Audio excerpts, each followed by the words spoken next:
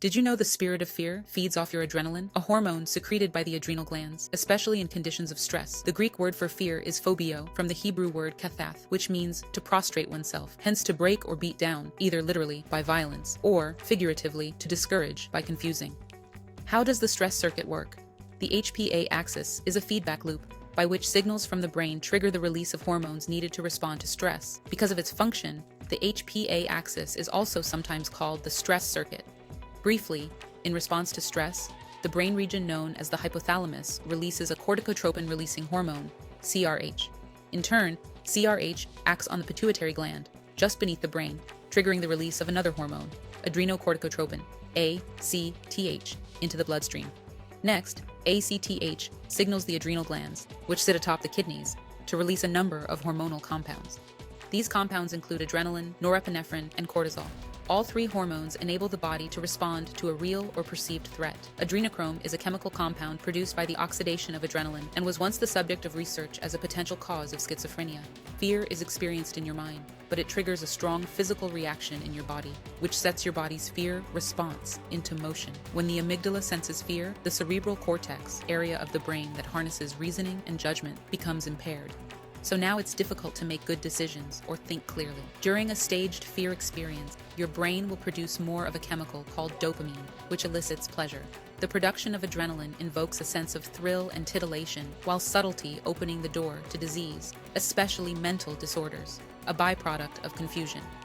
Researchers have now tracked how behavior differs in mice with diminished microbiomes. They identified differences in cell wiring, brain activity, and gene expression. Coco Chu, lead author and postdoctoral associate at Weill Cornell Medicine, performed classical behavioral training on mice, some of which had been given antibiotics to dramatically diminish their microbiomes, and some of which had been raised in isolation so that they had no microbiome at all. All the mice learned equally well to fear the sound of a tone that was followed by an electric shock. When the scientists discontinued the shocks, the ordinary mice gradually learned not to fear the sound. But in the mice with depleted or non-existent microbiomes, the fear persisted. They remained more likely to freeze at the sound of the tone than the untreated mice did.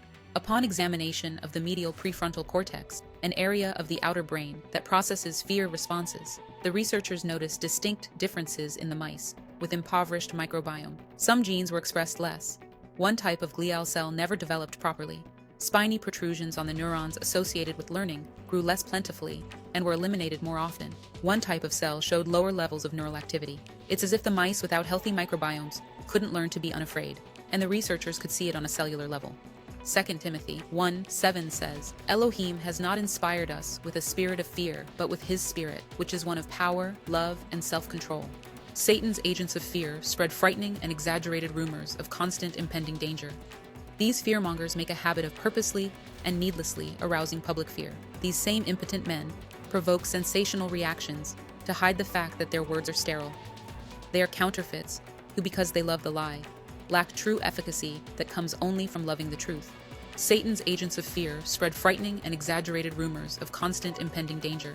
Having the mind of Christ means we are being regenerated, not in fear, but in love. There is no fear in love, according to 1 John 4:18, because love, as it is being perfected, extinguishes fear.